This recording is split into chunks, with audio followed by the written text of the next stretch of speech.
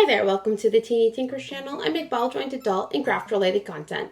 We're back for another coffee and dollies. If you're wondering what happened to the June coffee and dollies, June?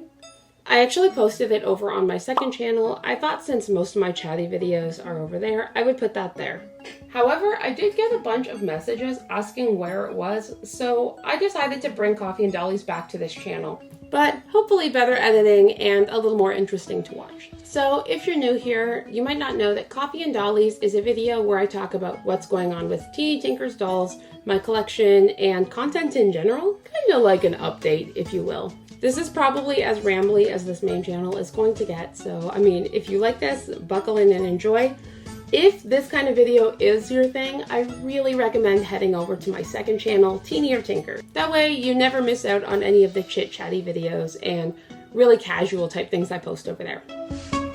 So, starting with Teeny Tinkers dolls, I have had a stock sale in July, and I had a bunch of dolls kind of just kicking around. Some 3D printed ones, some cast ones, kits, all kinds of stuff. And I figured they were taking up so much room in my workroom that it was time to try and sell some of them. So when I'm ordering cast pre-orders, I tend to order 1 or 2 extra for myself that I can customize or use as giveaway dolls or anything like that. Case in point, Tan Soleil. I also tend to print extra dolls just because of the way I plate them, and also just in case a part breaks. I literally have a little jar full of extra parts. So I had about 20 dolls and kits kicking around, as well as some extra clothes and eyes and other random things I had that I listed as well. Pretty much everything sold.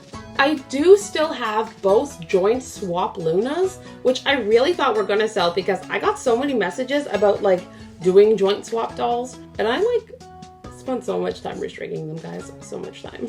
But even if they didn't sell, I do think I'm just going to swap the joints back and maybe use them for a giveaway, or maybe use them for like, I don't know, maybe I'll just customize them and just like let them live their life. Who knows? I have not decided. Either way though, it was really nice to have this stock sale, clear up some room in my resin room and my workshop. And from experience as a collector, it's always a great time when you can buy an in-stock doll. And as a collector, it's always awesome to buy a doll that shows up to you in a week or 2 instead of like 6 months. So, and on the topic of cast dolls, the pre-order for Clover and Poppy was in June, from June 1st to 21st. And I am so happy to say that the caster is actually almost done. I thought this was going to take like a full 2 months more. This means hopefully only a few weeks to a month before they're shipped to me. It would be so great to have everybody's dolls out to them in October. That's totally feasible because I do tend to order things ahead. So I don't like hanging on to people's money, and not in a spend all the money type way, but in a, oh my god, this isn't my money type way. I don't consider people's pre-order funds my own money until they have the doll. I can pay the caster like by noon the day after the pre-order. Like I send him the order, and then that night usually, because he's based out of China, he'll send me my invoice. I pay the invoice. I also immediately pay for bags or like packing materials, the things that like I have actually shopped for ahead of time. I always pick out my bags and everything before the pre-order even begins. Part of that is to make sure I'm staying within budget, because the production cost on these dolls is actually quite high. If you're ever interested in hearing a video breaking down like my production costs and like the work that goes into it, like I know there's stuff like that, like a lot of people have why are BJDs so expensive, but like I'd be really happy to break down my costs for you at some point, like if anyone cares, or like why I do things certain ways. Like I feel like transparency is really key. But yeah, anyways, everything's paid. The only thing I haven't ordered is I need to find small boxes for the micros, and I'm pretty sure I know where to get those. Anyways, I do hope to be sending out all these dolls in October. Okay, so on the topic of pre-orders, Junie and Penelope are being cast right now. I actually put in the sample order for them during Clover and Poppy's pre-order, like while it was still running. And I thought for sure the samples would be done like before Clover and Poppy, but they are not. But they're still like running fully on time. Clover and Poppy just running across the finish line. I don't know. They're going. I was originally planning on having their pre-order this fall, but I think something I need to do for myself and I've wanted to do is take a breath. I really want to focus on taking August till December to hone skills. And that's all kinds of skills. Basically my goal for the next 6 months, 5 months now, but it will have been 6 months, is to just round out my skills better. Things like photography, face-ups, sewing and making clothes, eye making is what I'm working on, and of course sculpting. For the last like 3-4 months, I've been following along with like anatomy references and like anatomy classes about sculpting and drawing. And I definitely see that reflected in my work. I've always used anatomy references, but just really taking focus on making things look their best and move their best is such a focus of mine right now. I'm still very happy with Junie Penelope / Raven and the body on that doll. I think it's really good, and like there's like hundreds of hours of work in that doll, in that body. And I know it seems like, wow, you made a doll in 3 months, but what you don't see is the ADHD hyperfocus and the 8 hours straight of sculpting, and then the next day another 5 hours. That's how that happens. And then the like 10 prototypes on the way to the doll and all of that, but I'm still very happy with them. I'm waiting to see the cast samples because I want to make sure that they move the way that they moved in 3D print resin. That can be a really big difference. Like, I'll talk about that one day too, but huge difference between cast resin and 3D print resin and how it acts and how it holds and how it poses. I am in fact planning on holding that pre-order more in February to allow myself some space to grow and learn and do things and other projects I want to do and doll customizations, hopefully some collabs. Also, side note, if you are a YouTuber or an artist of some kind and you would like to collab, I would like to hear from you. So also in the realm of dolls I have made and I'm still working on are of course Fig and Fennel. I'm also really proud of Fig and Fennel. They've had a ton of iterations. I keep going back, like I really don't know that I can improve them, or at least to my own taste. They are inspired by the elves from Dark Crystal. I was a huge Dark Crystal fan when I was a child. I've always loved elves. I've loved fantasy creatures forever. And Fig and Fennel are like such a representation of that for me. I've mentioned this before, and I have currently 2 bodies in rotation. Well, there's this mid-sized body, which was Hollow Soda Pop's body. I did not sculpt that. It was a commission, and so I have discontinued it. Totally fine to commission people for dolls, by the way. Completely valid way to bring your vision to life. No qualms about it. But at the same time, I definitely want my dolls to reflect my sculpting ability and like my creations and not just my vision, and that's just for me. So this body's out of rotation at this point. Soda Pop's head I completely sculpted myself. I may revisit her one day because especially as I've been repainting her and all my Soda Pops, I have re-fallen in love with her. But anyways, I also have my Slim Mini body, which is the one obviously Clover and Poppy are on and the Celestial Squad is on. Has 2 chest options, but other than that is fairly slim. And I currently have being cast as Junie and Penelope's samples, what I'm calling my petite body, and that's because she's shorter, but she's also really slender. It's a very slender body. So at this point I have 2 skinny bodies. I have like kind of a cartoony, hyper stylized, which would be my Slim Mini body, and then I have the petite body, which is more like semi-realistic. And this is why I've decided to, I don't know if I have the heart in me to completely scrap this body, but I have been re-sculpting it and modifying it to be larger.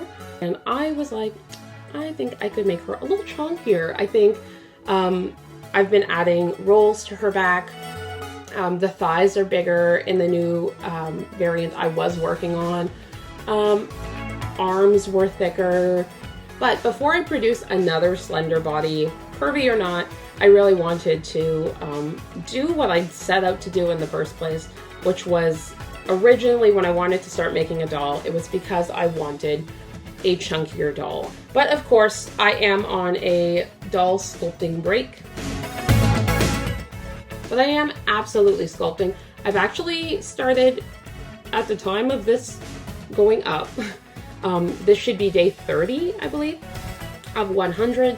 And the idea is to, for 100 days straight, weekends included, everything, I am sculpting something new every single day. And sometimes the thing I sculpt takes 25 minutes if I am in a time crunch that day, and sometimes it's like a 3-hour endeavor.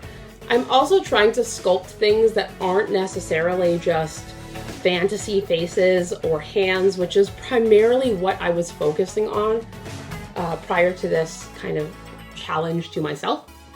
I have been sculpting props and animals and flowers and just really, I did a fish tank at one point. I did a rat. There's some high heel shoes. It's really just random. I wake up and I'm like, I'm gonna make this. So I am sculpting, but the idea is that after this 100 days, I'm going to open up Fig and Fennel's file and even Junie and Penelope's files and really look at them and take a minute and assess them and like very fresh eyes. At that point, that's 3 months. I don't know.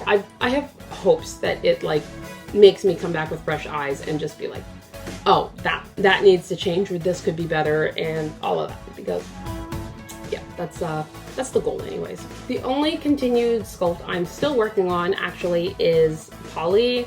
If you don't know who Polly is, it's because Polly is my polymer clay doll, and she's been in the process for 6 months.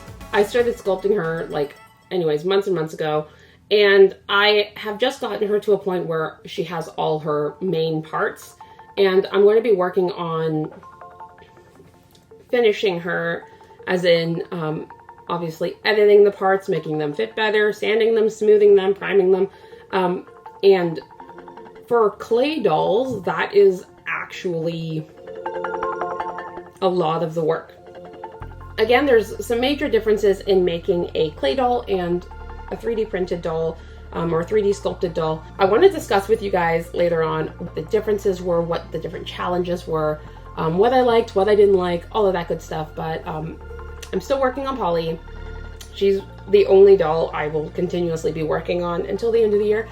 By the way, if the 100 days thing is interesting to you, I do post daily sculpting videos, or at least the turntable bit, over on TikTok and Instagram. If you don't have an Instagram, I do have a TikTok. If you don't have a TikTok, I sometimes post them as reels, and I will probably do kind of a culmination video at the very end showing everything I made. So I mean, like, if you can wait for that, wait for that. But like, so I guess we can take a minute and talk about my collection. I've only really gotten one doll in the last few months, and that is, of course, my Moonlight Jewel, Miko. I have not painted her yet. I have not taken time for that, but I really want to plan something out for her. I really want to do something Pokemon themed. That's the only doll I've had come in. Over on the singular Coffee and Dollies that's over on my second channel, I did mention that I sold a bunch of dolls. This was months ago now, but most of my 6 scale dolls I did sell. I do, however, have a couple, perhaps, dolls that I might be letting go of. Okay. At the moment, the only one I am for sure going to be moving along is my Sleepy Sheepy Marshmallow. I really loved her in concept, but I haven't really felt like finishing her since I got her. I gave her a, I gave her a really quick face up. I'm not sure, guys. So I will probably be moving her along to that day, but if you're interested, let me know. I've not got around to making a posting for her if she interests you. Oh, I guess I also want to move along my dream doll Bella. I mean, I could have told me this, but in general, 1/3 scale is not my size. Everything I do and make is 1/4 scale. As far as like my dioramas, clothes, etc. Never play with her. She's been wearing the same outfit since my Cotton Honey 1/3 scale video. I have her, and if that interests you, DM me on Instagram, shoot me an email. But as far as dolls I have coming in, there are currently 6 on the incoming list, and that's super exciting. I'm not sure, they kind of just trickle in as they are finished. Some of these have not even started production yet. Okay, the first doll that I have been waiting on is JJ Doll Labs Akula. I don't even remember the color I got at this point. It's been a year. It's real blurry at this point. It's either a year or a year and a half. And I don't know what's going on at the time of filming. If something happens between now and then, I didn't know at the time of filming. JJ had kind of vanished off the internet shortly after Akula's pre-order for months, and then came back in April for 3 posts, so 3 days, to let everyone know that they were having a rough time with some mental health stuff, which absolutely valid. We get it. Like, mental health is a real thing. People struggle. Like, we get it. In that post, no updates were given, no timelines were given. We only found out that some people were giving refunds, but she didn't have money to refund anyone else, but that everyone would get their dolls. But problem is, no one I know, at least who joined that pre-order, has gotten their dolls, has heard about getting their dolls, has had a timeline about the dolls. And since those 3 posts in mid-April, we have not heard anything since. So I don't know what's happening at this point. But yeah, so don't know about that one. So I have a DX Girly Peaches, I believe. A cast Peaches coming from DX Girly. I think again in just like a neutral skin tone, maybe a pink. I don't remember again. Or peach. I think it was peach because it was peach and peaches. And I'm really excited about her. I'm very excited to paint her, and I'm sure she's going to be so cute when she gets here. I have a 3D printed Bubbles, and I love her a lot. So I'm really looking forward to like seeing the cast versions. I also have a Hierophant coming in from Ace of Dolls. Now, Ace is a friend of mine, and this is such good people. Truly good people, in my opinion. And then they make really cute dolls. I have a Page as well. They have recently released a boy. It's a 1/3 scale boy. And a boy doll. I never keep boy dolls, but I'm like, I'll bet you if I'm emotionally attached and I like the artist, I keep the doll. Like, that's going to be like the move for me. 3rd scale, kind of. He's tiny 3rd scale. So I imagine his scaling next to my dolls is going to be like as if, say, Soda Pop was 5'4". And Hierophant would be like 6'4", like very tall, lanky boy. And that works for me. And then finally, another trade I did was for Peachy Daydreams Nina. Peachy Daydreams is another Canadian artist. I had the pleasure of meeting her at Anime/Dolls North. Then when they mentioned they were having a pre-order for Nina, I believe they cast their own dolls too. I'm not 100% on that. I reached out and I was like, hey, would you like to trade maybe? Because I really like Nina, and I have some stock dolls. I can send you one. And she was like, oh yeah, totally. That sounds great. And so they have a doll of, they have a Stella in tan. So that's all the dolls I have coming in. And the 2 I'm currently thinking about / I will be posting for sale. So I guess this is a good time to talk about what my plans are and what is happening in Teeny Tinker's